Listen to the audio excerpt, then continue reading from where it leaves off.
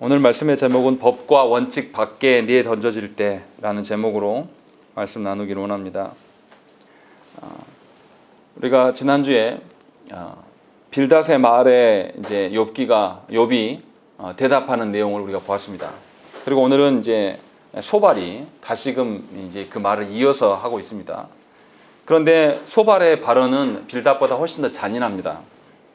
18장에서 빌닷은 분명히 욥을 악인으로 상정하고 악인이 있어야 할 곳이 지옥이고 그 종말이 순탄하지 못할 것이다 라는 것들을 이야기를 했었습니다. 그런데 소발은 오늘 20장에서 악인들의 심판이 어떠한 것인가, 그 심판이 현재적으로 이미 시작되고 있고 그러한 심판 가운데 그들이 이제 하나님의 심판 가운데 머무를 수밖에 없다, 그것은 이미 시작되었다, 지금 이것을 이야기를 하고 있습니다. 그러니까 이 빌닷과 소발의 말이 사실 큰 차이가 없어요.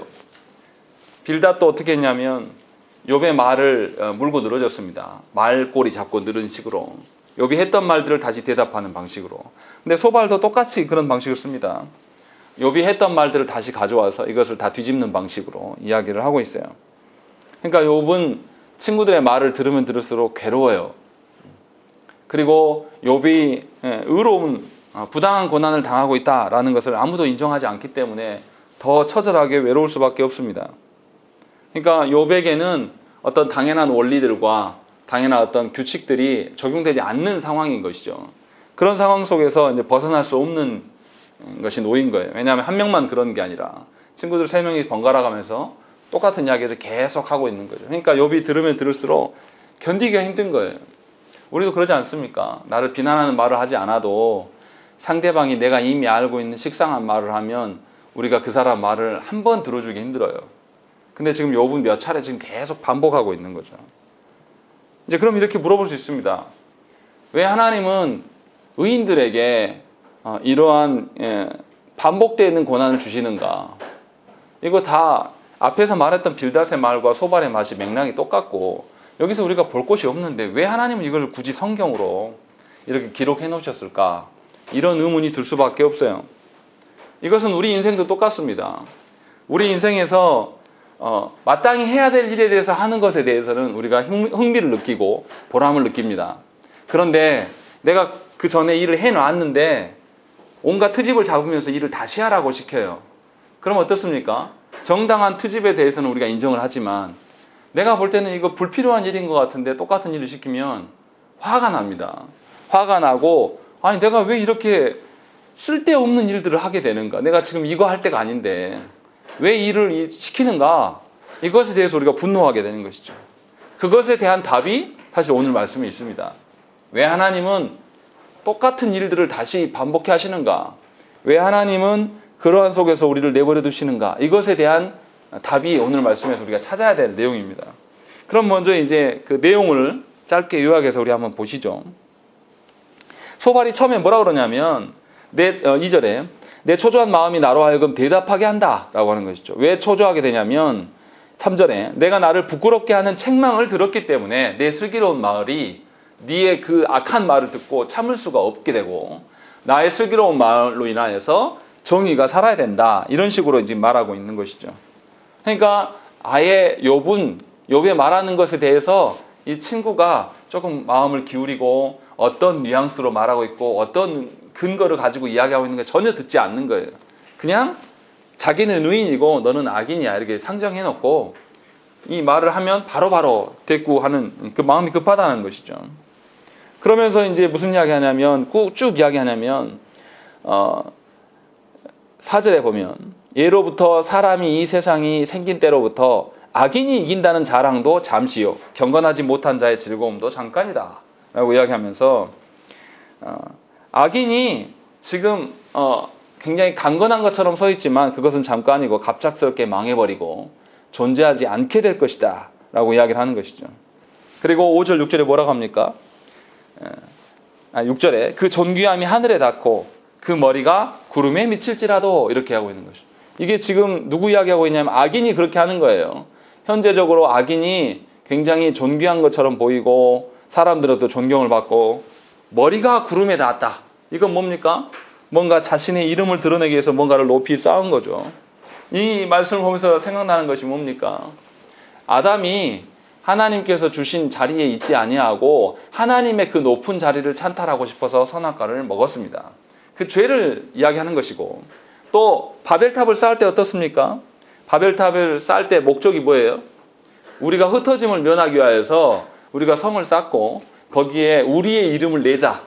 그래서 우리 이름으로 흩어지지 않게 하자라고 하기 위해서 바벨탑을 쌓죠. 그래서 바벨탑을 쌓아가면서 하나님의 뜻이 아닌 우리 이름으로 우리가 하나 되자, 이런 이야기를 하는 거예요. 그런 방식의 교만함을 지적하고 있는 겁니다. 그러니까 6절에 그 존귀함이 하늘 아래 닿고 그 머리가 구름에 미칠지라도 지금은 그래 보일지라도 잠시 잠깐이다. 결과가 어떻냐? 7절에 보면 자기의 똥처럼 영원히 망할 것이라. 그를 본 자가 이르기를 그가 어디 있느냐라는 것이죠. 어떻습니까? 배설물들은 오래 남겨지지 않아요. 배설물로 탑을 쌓고 기념하는 사람은 없습니다. 배설물은 결국은 다 치워질 것이고 존재하지 않게 될 것이다 라고 이야기하면서 악인은 흔적도 없이 사라지게 될 것이다.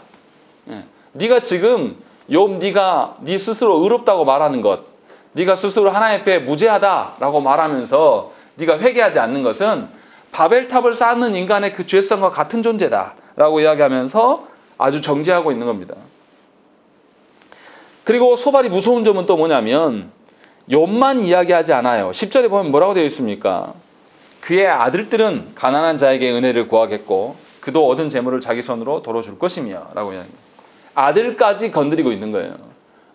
네 자녀들 다 죽은 거 너 때문이고 네 자녀들 죽은 거 안 봤냐? 10명이나 된 자녀 다 없는데 그 없게 된 것이 악인의 결과다라고 이야기를 하는 거예요. 그러니까 욥이 이 이야기 들었을 때 얼마나 마음이 상심이 되고 괴롭겠습니까? 이 죽어버린 자녀들까지도 계속 언급하면서 악인들의 결과가 어떠한 것인가 라고 말하고 있는 거예요. 그러니까 이 소발이나 친구들은 자기들의 옳음을 입증하기 위하여서 욥에게 어떤 칼이 되는 말을 그냥 사정없이 막 꽂아 넣는 거예요. 상관없는 거예요. 옳은 게 더 중요한 거니까.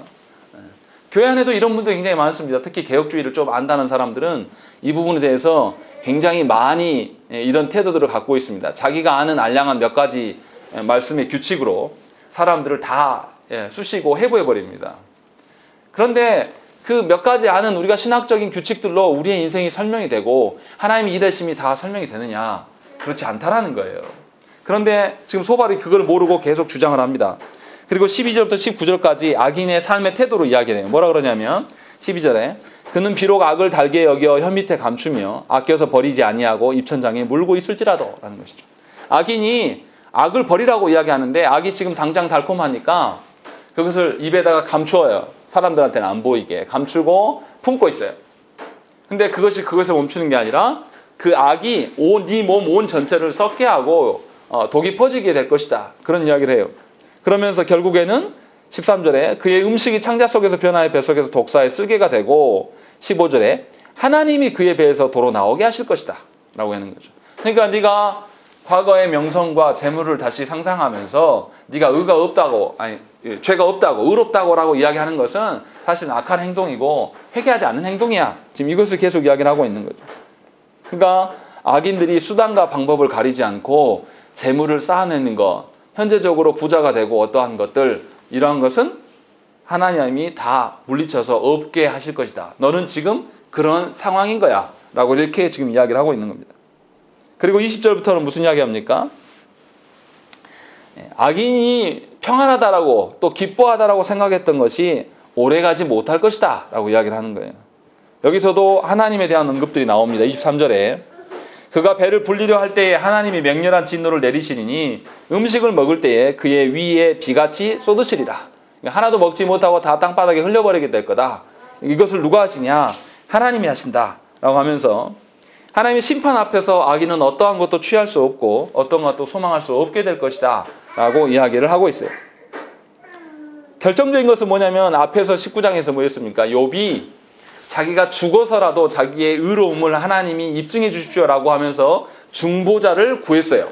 하늘을 향해서 하늘의 증인과 중보자를 구했습니다. 그런데 소발이 잔인한 게 뭡니까? 네가 그렇게 구한 하나님이 네 중보자가 아니라 네 심판자다 이야기하면서 네가 하늘에 구한 거 전부 심판을 그대로 할 것이다 라고 이야기하는 거예요. 그러니까 욥이 주장했던 이야기들 하나하나를 다 끌고 와가지고 네가 하늘에 대해서 너를 증명해 달라고? 웃기지 마라. 하나님이 너를 죽이고 없앨 것이다. 라고 이렇게 조목조목 반박하고 있는 거예요. 그러니까 소발은 정말로 욥을 사랑해서 이야기하는 게 아니고 욥의 어떠함을 계속 지적하면서 자신의 의로움을 드러내고 있는 것이고, 자신의 의로움을 드러내면 드러낼수록 욥은 더 절망 가운데 놓일 수밖에 없다는 것입니다. 인생을 살아가면서 하나님 앞에서 잘해보려고 우리가 많이 결단할 때가 있습니다. 그런데 결단한다고 해서 우리의 인생이 막 하나님이 내가 결단하면 막 도우셔가지고 어떤 오해도 없이 막 일이 풀리고 이렇게 사라집니까? 실제로 그렇지 않아요. 결단하려고 딱 해보면 놀랍게도 장애되는 요소들, 나를 유혹하는 요소들이 더 많이 일어나요. 우리 많이 경험해보지 않습니까? 그냥 평상시에 보는 드라마하고 시험 준비를 하고 있을 때 보는 드라마, 어떤 게 더 재밌습니까? 시험 준비하는 동안에 잠깐 보는 어떤 유튜브나 어떤 게 너무 달콤하고 재밌잖아요. 저도 언제 유튜브 보면 제일 재밌냐면 토요일날 밤에 설교 앞두고 설교 준비를 해야 되는데 그때가 제일 재밌습니다. 왜 그래요? 이것이 우리의 죄성이고 이것이 우리의 삶의 태도라는 것이죠. 지금 이것을 이야기를 하고 있는 거예요. 그러면서 말꼬리 잡는 식으로 이제 소발이 잔인하게 이야기를 하고 있는 거예요. 근데 하나님이 이해가 안 되는 게 뭐냐면 왜 하나님이 이런 소발을 나중에 42장 가면 새 친구들 하나님 책망하시거든요. 그리고 욥에게 제사를 드려서 그들이 용서함 받을 수 있게 하라고 하나님 시킵니다. 하나님께서 분명히 말도 안 되는 소발의 이야기를 왜 듣게 하고 계시고 왜 이것을 성경으로 남겨놨을까? 지금 계속해서 욥기가 어려운 게 뭡니까? 욥기가 의인은 딱 정해졌어요. 그리고 마지막에서 의인은 확인 또 해줍니다. 그리고 중간의 과정은 뭐냐면 친구들과 욥의 논쟁이에요. 그 장이 굉장히 길어요. 그러니까 설교자도 사실은 설교하기가 어렵습니다. 왜냐하면 똑같은 맥락이 또 나오니까. 근데 왜 하나님은 이것을 성경으로 이렇게 길게 두셨을까? 이것을 우리가 한번 생각을 해봐야 돼요. 그냥 아무렇지도 않게 막 읽어가면서 이건 친구들의 말이니까 안 중요해. 그런데 그렇지 않아요. 제가 지금 쭉 이야기했던 것들, 소발이 말하는 내용이 맞는 이야기입니다. 틀린 이야기는 아니에요. 근데 적용을 잘못하고 있는 것이고. 그렇다면 하나님께서 왜 욥에게 똑같은 이야기를 또 듣게 하시는 건가? 이것을 한번 생각을 해야 돼요. 욥이 왜 이렇게 부당한 일을 당하고 있는데도 하나님은 왜 일하시지 않는 걸까? 왜 하나님은 욥에게 이 부당한 이야기를 다시 듣게끔 하시는 걸까? 이것을 우리가 알아야 한다는 거죠. 자, 우리 사회 어떻습니까? 우리나라 법이 저는 굉장히 법 논리로 우리나라 진행하는 거 보면 사실 마음에 안 드는 부분이 있어요. 그 중에 하나가 음주에 대한 부분입니다. 우리나라 법은 묘해서요. 술 먹고 뭔가 범죄를 저지르면 처벌이 경감됩니다. 아시죠? 음주를 먹으면, 음주하였으면 심신이 미약한 상태가 돼서 판단력이 흐려졌다. 이것을 적용하면서 5년 형벌 받을 것도 3년으로 줄어요. 그러니까 놀라운 게 뭐냐면 강간도 그냥 강간한 게 아니라 음주로 인한 강간이면 형벌이 더 줄어듭니다. 피해자는 버젓이 당해가지고 평생 그걸 안고 살아가는데 우리나라처럼 법이 가벼운 나라가 없어요. 음주운전자가 사람을 쳐서 죽이잖아요. 그럼 몇 년이나 삽니까? 별로 안 살고 바로 나와버립니다. 그리고 살아가요. 그리고 그 사람은 다시 웃고 살아갑니다. 피해자는 어때요? 죽고 없거든요. 그러면 그 가족들이, 이 가족들이 어떻게 삽니까? 평생에 그 음주운전하는 사람들을 증오하면서 살아가요. 아까도 말씀드렸지만 성폭력에 대해서도 어떻습니까?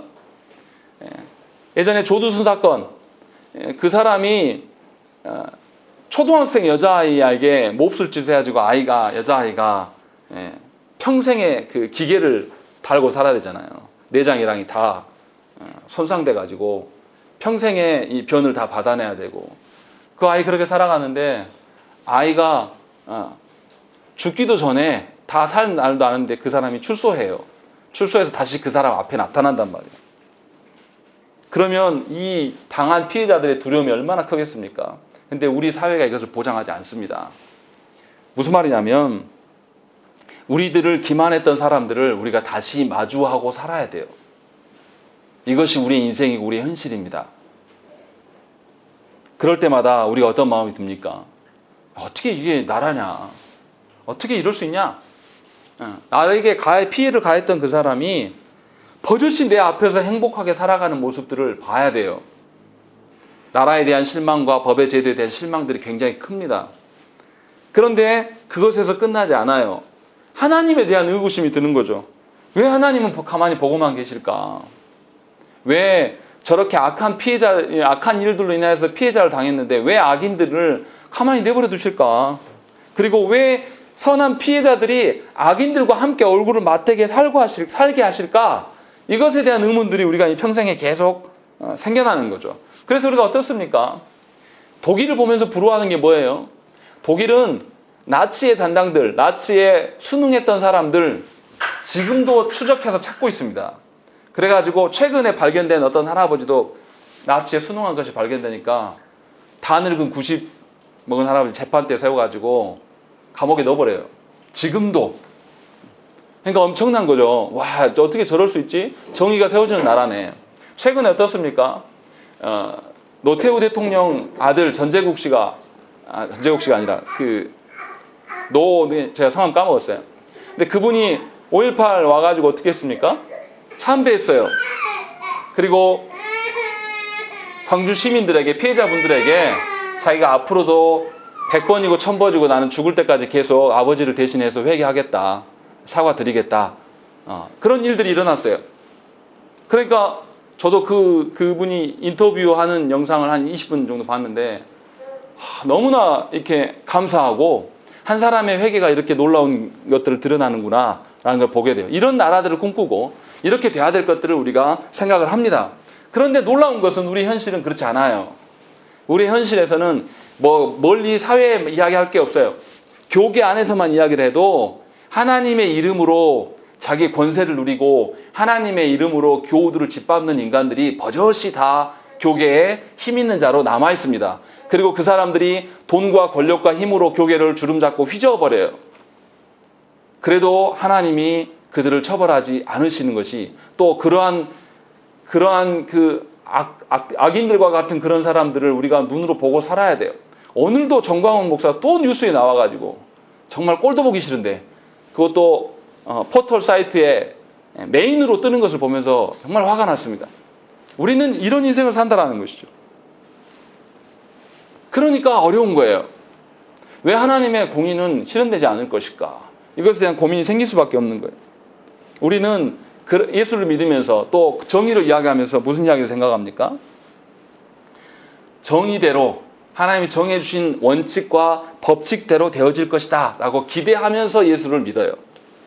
세상에서 그렇게 안 그랬기 때문에 더더욱 교회에 와서는 그것을 기대함으로 선단 말이죠. 그런데 우리의 인생이 정해진 룰과 법칙대로 되어집니까? 예수를 믿었다고 해서 정말 그렇게 돼요? 우리가 믿는 교계 안에서 정말 그 질서대로 바르게 세워져 갑니까?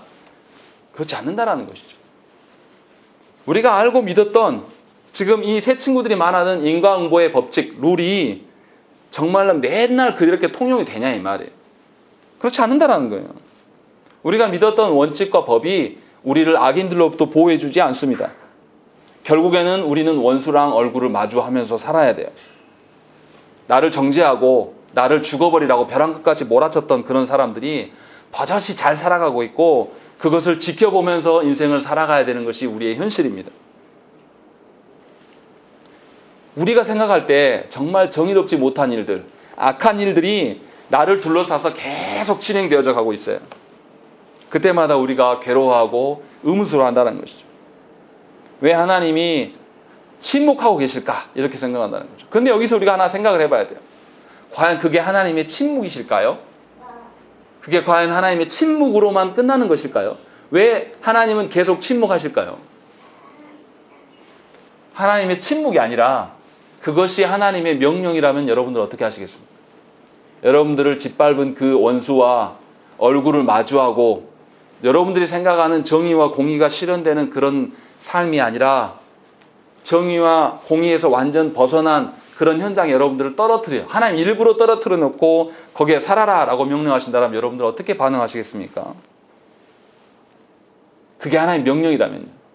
여러분들이 정말로 선하게 살았음에도 불구하고 피해를 받는 그 현장에 의도적으로 우리를 던져 넣으셨으면 우리가 어떻게 반응해야 될까요? 이것을 보여주고 있는 거예요. 말씀에서. 친구들의 변함없는 태도들이 우리에게 보여지는 것은 반면교사로서 우리에게 하나님의 어떠하심을 보여주는 거예요.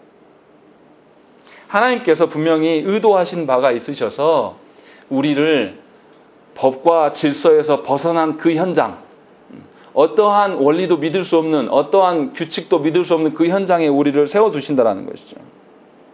우리가 지난주에 뭐 했습니까? 하나님께서 주신 계명과 하나님의 긍휼에 대해서, 하나님의 법칙과 하나님의 사랑, 긍휼에 대해서 대비하면서 이야기를 했습니다. 우리가 어떻게 해요? 우리가 원칙을 한결같이 지키면서 어떻게 살기를 원합니까? 그 원칙대로 되어지기를 소망해요. 그런데 늘 그렇지 않다라는 거예요. 어떻습니까? 우리가 하나의 원칙을 딱 제시하면, 원칙만 제시하면 어떤 사람이죠? 매사에 원리 원칙만 이야기해요. 그럼 그 사람을 우리가 어떻게 합니까? 대하기 힘들어해요. 너무나 딱딱하다고. 또 어떻게 해요? 그럼 원칙대로 말고 좀 자유를 주면 우리가 어떻게 해요? 너 이제 내가 더 타치 안 할게. 그럼 어떻게 합니까? 그래, 당신 타치하지 마. 나는 내 힘으로 살아가고 내 능력으로 살아갈 것이다 라고 이렇게 말한단 말이에요.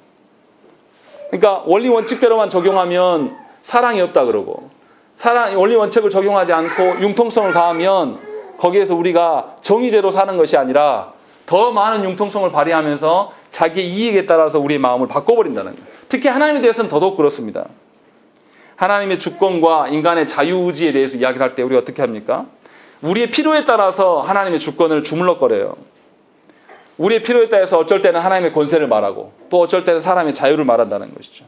그러니까 하나님께서 인생을 계획하셨다고 하면서도 하나님께서 다 정해놓으셨기 때문에 나에게는 책임이 없다. 나를 책망하지 마시라. 이렇게 말한다는 것이죠. 또 하나님 반대로 인간의 책임을 강조하면 뭐라고 합니까? 그래, 내 인생은 내가 책임진 거야. 내가 계획하고 내가 개척해 나가는 것이 내 인생이지 라고 하면서 하나님의 손을 의지하는 것이 아니라 자신의 손을 의지하면서 자신의 능력을 살아가는 것이 우리의 현실이에요. 그러니까 공의가 세워지지 않는 이유는 하나님이 안 세워져서 안 세워지는 것이 아니라 사실은 우리가 이 기준들이 하나님의 법칙과 하나님의 그 자유로우심, 사랑하심에 대해서 이 기준들이 늘 우리 마음대로 조율을 해버리는 거예요. 우리 마음대로, 우리 편할 대로. 그래서 하나님의 선하신 이름대로가 아니라 내 이름대로, 내 형편대로 바꿔버리는 우리의 죄성 때문에 이런 일이 생겨나는 것이죠. 그러니까 우리 안에 타락한 본성, 이것이 있기 때문에 늘 원칙대로 말씀의 기준대로 살지 않아요. 놀라운 것은 뭐냐면 저도 부모여서 어땠습니까? 법대로, 말씀대로 살아야 됩니다라고 했다가 이것이 우리 자녀에게 적용하라고 하면 약간 버둥거리는 거예요. 왜 그렇습니까? 제 안에 죄성이 그렇게 하는 거예요. 언제나 한결같은 기준으로 말하지 않는다라는 거죠. 왜 우리나라가 놀랍습니까? 전에도 계속 말씀드렸지만 섬에 숨어서 대마초 키웠던 분들은 다 감옥 갔어요. 그런데 힘 있는 사람 딸은 자기도 마약하고 한국에 그 마약 갖고 들어와도 어떻습니까? 감옥 하루도 안 가요. 집행유예 풀려나요. 왜 이런 기준이 생겨납니까? 원리 원칙을 모든 사람에게 동일하게 적용하지 않아요. 자기 자녀한테 오면 이 기준이 싹 사라지는 것이죠. 그러니까 자기가 부당한 일을 당할 때는 하나님 원칙이 왜 안 세웁니까? 이렇게 이야기했다가 자기 자녀가 처벌받아야 될 상황이 되면 어떻습니까? 하나님 봐주세요. 이것이 우리의 존재됨이라는 거예요. 제가 드리고 싶은 이야기는 뭡니까? 하나님이 원리와 원칙에서 벗어나는 현실 속에 우리 던져질 때 그 던져지는 원인이 하나님이 공의롭지 못하셔서 던진 것이냐 아니면 우리의 죄성으로 인함이냐라고 생각을 해봐야 된다는 거예요. 하나님께서 우리 자신을 보게 하시기 위하여서 법칙에서 벗어난 상황 가운데 우리를 던져버리는 거예요. 그렇게 해서 누구를 보게 하시는 거예요? 나의 죄성을 보게 하시는 거예요. 우리가 그런 인간이란 말이에요. 말씀으로 좋게 이야기하면 안 듣습니다. 내가 그 반대로 원리 원칙에서 벗어난 현장에 떨어져 봐야 내가 정말로 인간성이 덜 된 인간이고 하나님의 규칙도 없고 내 마음대로 사는 인간이구나. 그때서 보게 된단 말이에요. 그러니까 하나님이 바로 그 자리에 던져버리는 것이 아니라 그 자리에 던지기까지 얼마나 우리를 참으시고 하나님이 말씀을 주시고 말씀대로 살아. 또 하나님이 사랑을 해주면서 봐주면서 한 번 더 기회 줄게. 하나님이 얼마나 우리의 인생을 많이 다독이셨냐고요. 그런데 그것에서 반응하지 않습니다. 그러니까 모든 원리 원칙에서 벗어난 그 현장에 우리를 톡 떨어뜨리는 거예요. 그러면서 우리가 얼마나 하나님의 기준과 상관없이 우리의 죄성으로 하나님의 기준마저도 여기 있는 기준들을 이리 옮겼다가 내 편의대로 막 바꿔버리는 거죠. 그리고 나서 우리가 뭐라고 합니까? 하나님이 법만 이야기하면 하나님은 사랑이 없으셔. 또 하나님의 사랑만 이야기하고 융통성 있게 저 사람 용서합시다 라고 이야기하면 뭐랍니까? 하나님 어떻게 그래? 우리가 그런다는 거죠. 그러니까 무엇이 문제입니까? 하나님 베푸신 우리의 정황이나 우리의 상황이 문제가 아니라 바로 우리 죄성이 문제인 거예요. 그래서 지금 욥에게 똑같은 이해되지 않는 그 상황 가운데 계속 보여주고 있는 거예요. 이거 누구에게 지금 들으라는 소리예요? 저와 여러분들 들으라는 거예요. 그렇게 우리가 악하고 고집스럽고 강팍합니다. 하나님이 정해준 그 기준, 그것대로 살려고 하는 것이 아니라 우리의 죄성의 경향성은 우리의 유익을 따라서 하나님의 말씀의 기준도 막 좌지우지해요. 또 하나님의 사랑도 내 마음대로 더 주세요, 덜 주세요, 필요 없습니다, 이러기도 한단 말이에요. 그러니까 내 일이 잘 되고 뭐가 잘 되면 하나님을 의지합니까? 하나님의 사랑을 더 긍휼을 구합니까? 둘 다 필요 없는 거예요. 누구만 있으면 돼요?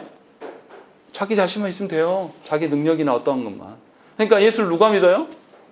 세상에서 살만하고 뭔가 세상에서 힘 있는 사람이 예수 믿기가 쉽습니까? 더 어려운 거예요. 오히려 능력 없고 힘이 없기 때문에 하나님을 찾을 수가 있어요. 근데 이 사람의 특징은 또 뭡니까? 하나님의 법칙대로가 아니라 뭐만 구하는 거예요? 하나님의 긍휼과 자비와 사랑만 구하는 거예요. 그러니까 공의의 하나님과 사랑의 하나님을 우리 마음대로 왔다 갔다 하는 거예요. 우리 마음대로. 그래놓고 예수 믿는다라고 이야기를 합니다. 엉터리인 거죠. 사실은 하나님의 자녀도 아니에요. 근데 본인만 그렇게 믿는 겁니다. 착각 속에 살아가는 거예요. 그런데 하나님이 원하시는 건 뭘까요? 우리를 하나님의 뜻을 소망하면서 살게 하시는 거예요. 내가 무엇이든지 간에 하나님의 말씀대로 살려가고 하나님의 공의대로 살려가고 또한 하나님의 그 사랑을 말씀대로 살아보니까 안 돼요.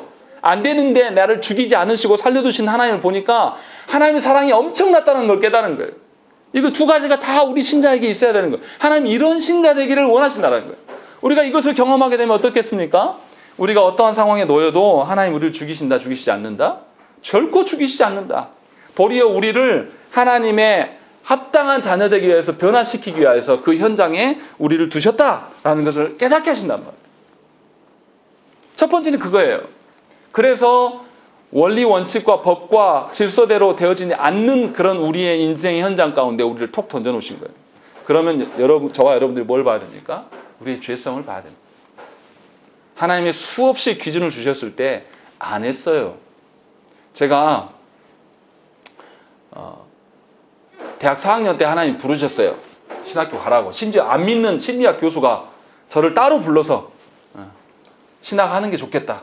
그래서 제가 그 교수님, 당신 예수도 안 믿으면서 나한테 말할 자격이 있냐? 이렇게 말하고 나왔어요, 제가.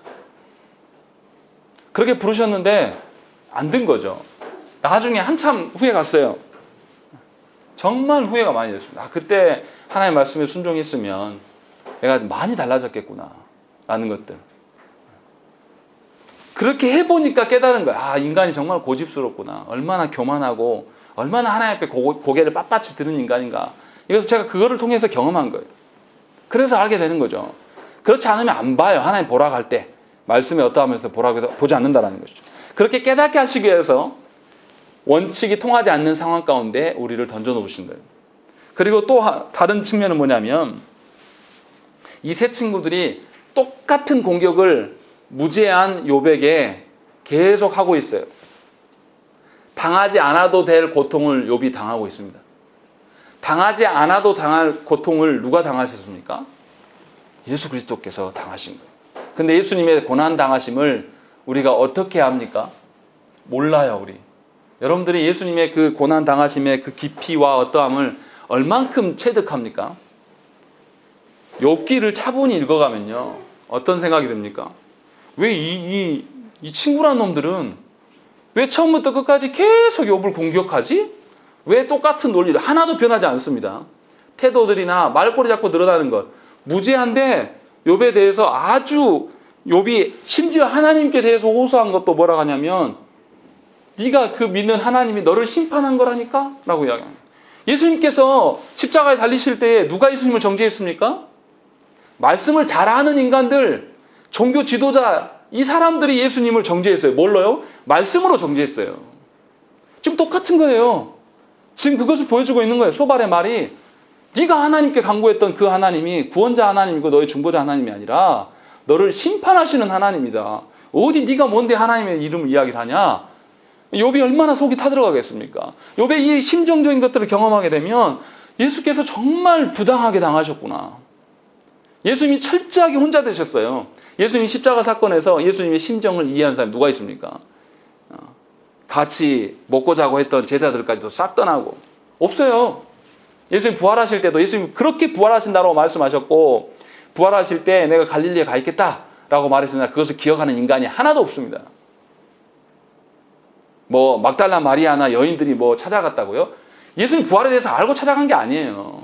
그냥 자기 슬프니까 자기 슬픈 마음으로 찾아가서 예수님 시체에 뭘 바르려고 한 거죠. 예수님에 대한 정체성이 전혀 없는 거예요. 그런 속에서도 예수님은 그 길을 걸어가신 거예요. 그러니까 친구들의 말을 통해서 우리가 뭘 볼 수 있습니까? 예수님의 고난당하심의 깊이를 조금이나마 알 수가 있는 거예요. 그러면 우리가 여기서 어떻게 반응해야 되겠습니까? 예수님께서 고난당하신 그 길을 우리가 걸어가야 됩니까? 걸어가지 말아야 됩니까? 예수님처럼 똑같이 우리가 십자가 지고 갈 수는 없어요. 우리는 우리 죄도 감당하지 못해서 허덕이는 사람들이에요. 그러나 예수님께서 하나님의 성부의 뜻을 이루기 위하여서 세상의 사람들로부터 고통당하시고 괴로움, 그것도 누구로부터 당하냐면 하나님이 택한 백성 유대인들을 통해서 더 고통당하시고 정죄당하시면서 비참하게 가시는 그 고통들이 우리의 인생길 가운데 있다라는 거예요. 주님이 걸어가신 그 고난의 길이 바로 신자인 우리가 걸어가야 돼요. 어떻게 걸어갑니까? 다른 이유 없어요. 예수 믿는 것 그 하나 때문에 사람들로부터 외면당합니다. 예수 열심히 믿고 예수님 말씀대로 한번 살아보세요. 여러분들 식구들이, 여러분들 주변 사람들이 여러분들을 환대해주고 여러분들 인정해줄 것 같습니까? 무시해요. 니 같은 게 예수 믿냐? 니 같은 게 한번 해봐? 하면서 굉장히 무시합니다. 마음이 굉장히 상해요. 누가 요즘 시대에 목사의 말을 들으려고 합니까? 성도들도 안 들으려고 해요. 이것이 우리의 아이러니예요. 제가 개척하면서 늘 생각되는 게 왜 말씀대로 하려고 하는데 듣는 사람이 없을까? 왜 말씀대로 나는 하려고 계속하고 인터넷에도 올리는데 왜 거짓된 교회에서 목사에게 휘둘림 당하면서도 왜 그 교회에서 저기서 머물러 있을까? 저 인간들은. 이게 이해가 안 되는 거예요. 왜 하나님은 저 사람들 못 깨닫게 냅두지 그냥? 왜 이렇게 쉬운 결단도 못하지? 늘 이런 생각이 드는 거예요.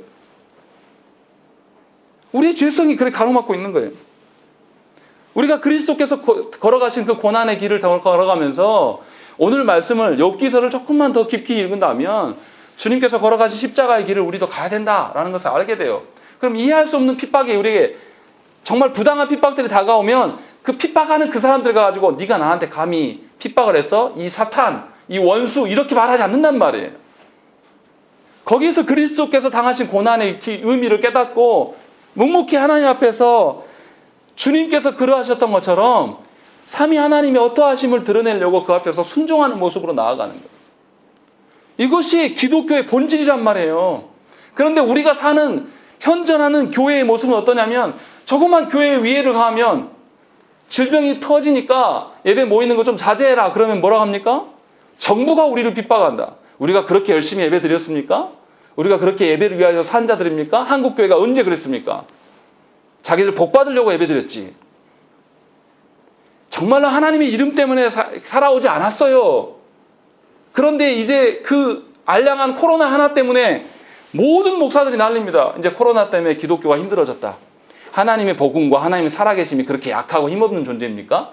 언제 우리의 능력 따라서 이 한국교회를 하나님께서 이끌어 오셨습니까? 그런 적이 한 번도 없어요. 그런데 교만하고 알량한 우리들은 우리를 가로막는 사람들만 이것을 제거되면 다 해결할 수 있을 것처럼 이야기를 해요. 여러분들의 인생길에서 신앙생활을 하려고 하는데 여러분들 가로막는 일들이 이것만 헤쳐지면 여러분들이 신자 될 것 같습니까? 그렇게 되지 않는다니까요. 그런데 우리는 그 이야기만 하고 있는 거예요. 그러니까 하나님 보실 때 얼마나 답답하시겠습니까? 그리스도께서 걸어가신 그 고난의 길을 이상히 여기는 것이 아니라 당연한 것으로 여기면서 묵묵히 그 안에서 삼위 하나님만을 바라볼 수 있기를 소망하면서 내 능력이 없기 때문에 하나님께 도와달라고 구할 수밖에 없는 거예요. 그것이 신자의 합당한 태도예요. 교회의 합당한 태도예요. 세상 사람들이 우리에게 욕을 하면서 악으로 도전해 오면 우리가 악으로 갚아서는 안 돼요. 도리어 그들을 불쌍히 여기고 긍휼히 여기는 그리스도께서 그렇게 하시지 않습니까? 그래서 이사야서 53장 3절에 뭐라고 합니까? 예수님에 대해서 이렇게 하게요. 그는 멸시를 받아 사람들에게 버림받았으며 간고를 많이 겪었으며 질고를 아는 자라. 마치 사람들이 그에게서 얼굴을 가리는 것 같이 멸시를 당하였고 우리도 그를 귀히 여기지 아니하였도다 라고 말씀합니다. 예수님은 우리에게도 존중받지 못하신 분이에요. 예수님은 예수 먼저 믿었다고 하는 교계로부터도 외면당하시는 그분이에요. 그래서 우리 가운데 구주로 오셨단 말이에요. 그런데 우리는 조그만 그 외면을 당함에 대해서 못 참는 거예요. 누구 하나가 나를 괴롭히면 그것을 평생의 그 응어리를 잡고 살아가려고 하는 거예요. 주께서 우리를 용서하심을 흉내 내보려고 하지도 않고 주께서 어떻게 살아가셨는지에 대해서 면밀히 살피지도 않는단 말이에요. 그래서 악을 악으로 갚고 싶어하고 눈에는 눈, 이에는 이 이렇게 하고 싶은 거예요. 그렇게 되지 않는 그 상황 속에서 하나님의 정의를 운운한단 말이에요. 어떻게 우리가 예수님을 따르는 사람이고 어떻게 예수 믿는 사람들입니까? 다 거짓이죠. 지금 그것을 고발하고 있는 거예요. 지금 그것을 우리에게 말씀하고 있는 겁니다. 사도행전 14장 22절에 제자들의 마음을 굳게 하여 이 믿음에 머물러 있으라 권하고 또 우리가 하나님의 나라에 들어가려면 많은 환난을 겪어야 할 것이다 라고 바울 선생이 이야기를 하고 있습니다.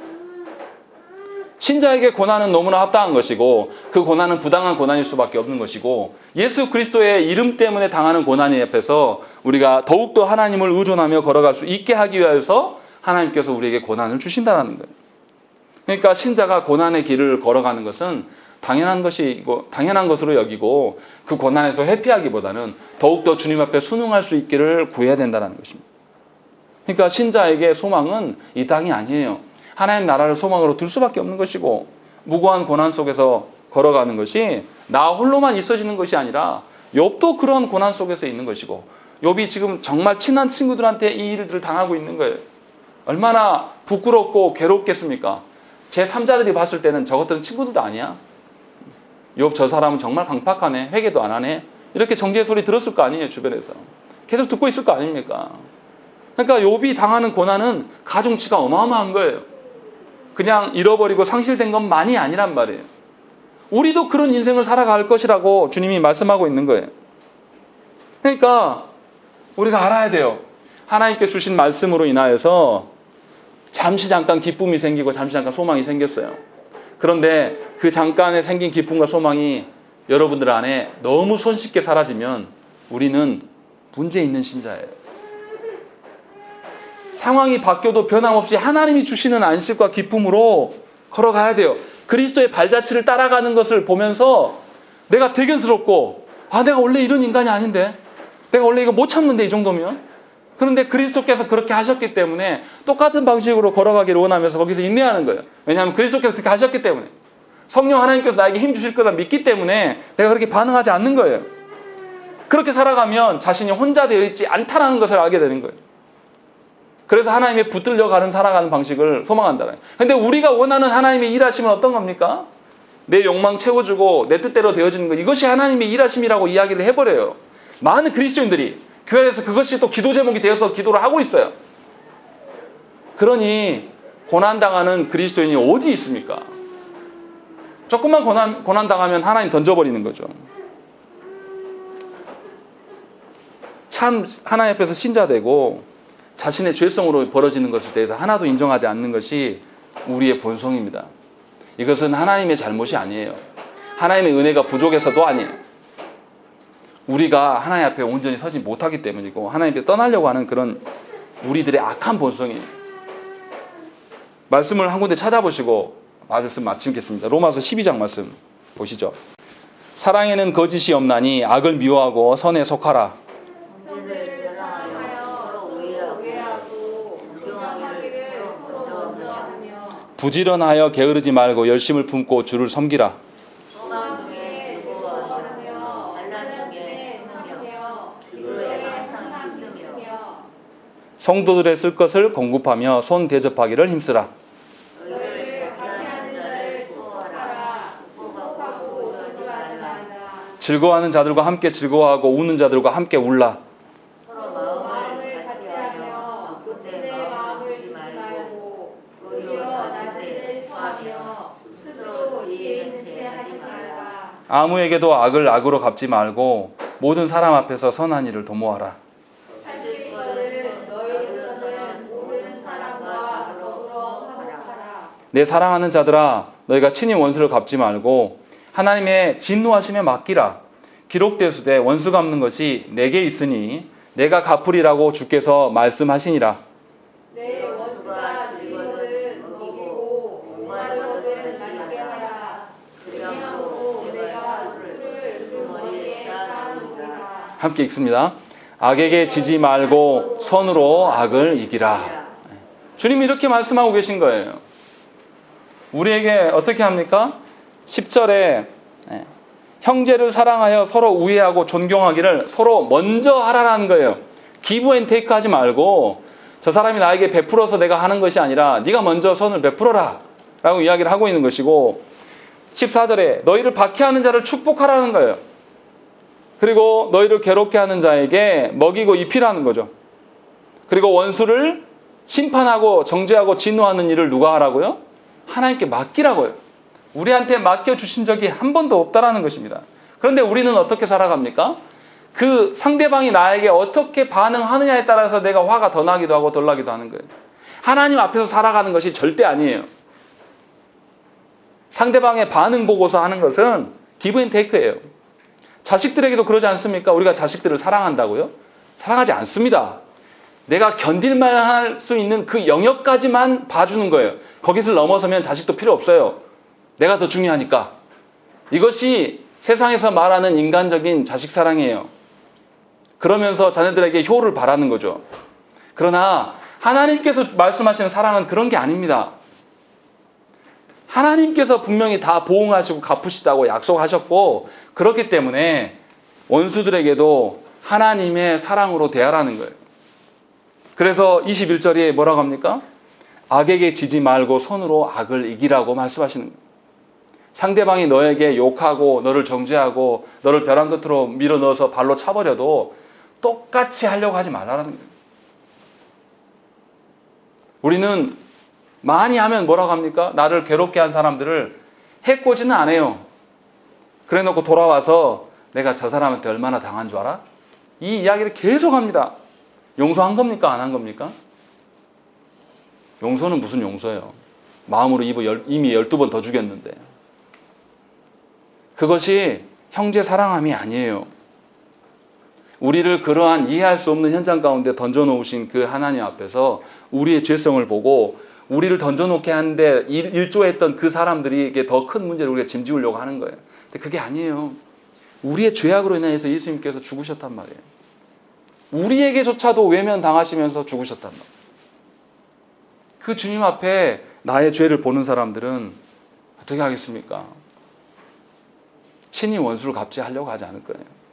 도리어 주께서 우리에게 당부하실 것처럼 악으로 그들을 이기려고 하지 않을 것입니다. 선으로 주께서 해결하실 날들을 기대함으로 긍휼히 여기는 마음으로 우리가 그들을 바라봐야 됩니다. 그때 하나님의 일하심이 우리를 돌보시고 책임져 주실 거예요. 우리가 할 수 없는 원리에서 벗어난 우리의 현장 가운데 놓여져 있고, 그곳에 하나님께서 두신 것은 우리의 자신을 보게 하시고 그리스도께서 우리에게 베푸신 그 은혜가 얼마나 큰지를 알게 하셔서 그 은혜에 함몰되어서 이제는 남은 인생을 내 방식대로가 아니라 주님이 이끄시는 그 방식대로 살겠노라, 그렇게 다짐하는 사람들 되어지기를 원하셔서 하나님 그곳에 두신다는 것이죠. 하나님 그 과정을 겪게 하셔서 원수를 용서할 수 있는 그런 마음들을 허락해 주시고, 거기 안에서 우리가 온전히 하나님만을 바라볼 수 있는 그런 것들로 하나님 이끌어 가신다는 것이에요. 그래서 저와 여러분들이 원리 원칙에서 완전히 벗어나 있는 그 현실을 경험할 때에 도리 하나님께 감사할 수 있어야 돼요. 변함없이 하나님께 설 수 있기를 하나님께 구해야 된다는 것입니다. 그래서 그런 방식으로 하나님의 일하심을 경험하십시오. 그런 방식으로 하나님의 동행하심을 누리며 사셔야 됩니다. 그것이 신자됨이고 그것이 교회됨입니다. 우리 함께 기도하겠습니다.